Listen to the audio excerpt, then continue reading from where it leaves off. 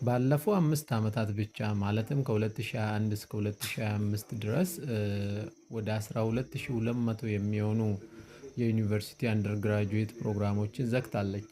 ማናት? ቻይና ማለት ነው። በሌላ በኩል ደግሞ ወደ 10200 የሚሆኑ አዲስ ፕሮግራሞችን ኢንትሮዲዩስ አድርጋለች። ይሄ ምክንያቱ ለምንድን ነው? አንደኛው ኤአይ ኢንተግሬሽን ነው። አብዛኞቹ ፕሮግራሞችን ከኤአይ ጋር ኢንተግሬት አድርጋለች። ያው ብዙ ታስኮች በኤአይ ስለሚሰሩ ከሱ ጋር የተያያዘ ነው። ኤአይ ኢንፍሉዌንስ አድርጓቸው ነው ማለት ነው ለኢኮኖሚ ያለውን ጠቀሜታ በማየት እሱን አንዱ ሪዝን። ሁለተኛው ሪዝን ደግሞ ሌበር ማርኬት ፕሬዠር ነው።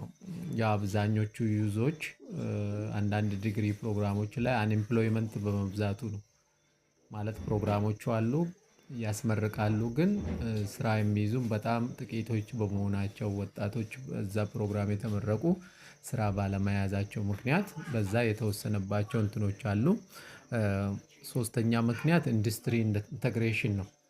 ያላቸውን ዲግሪ ፕሮግራሞች ከትላልቅ ኢንዱስትሪ ጋር አላይን ማድረግ ጀምሯል። ሪፎርም አድርጓል ማለት ነው። አሁን የኢትዮጵያ ዩኒቨርሲቲዎች አሁን ከኢንዱስትሪ ጋር አላይንድ የሆኑ አይደሉም አብዛኞቹ ማለት ነው። ማለት ኢንዱስትሪ የሚፈልገው ነገር አለ። እሱን ግንዛቤ በማድረግ እዚህ ጋር ዲግሪ ፕሮግራሞችን መክፈት ማለት ነው። ከዚህ ግብአቱ ለኢንዱስትሪ እንዲሆን ማለት ነው። እዚህ ጋር የምናሰለጥናቸው ሰዎች እንትን የምናደርጋቸው ለኢንዱስትሪ ግብአት ሆኖ ትላልቅ ሃይቴክ ቴክኖሎጂዎች እንዲፈጠሩ የሚያደርግ ማለት ነው። እና ስለዚህ አንደኛው የተዘጉበት ምክንያት ኤአይ ኢንተግሬሽን ጋር አብዛኞቹ ፕሮግራሞችን በኤአይ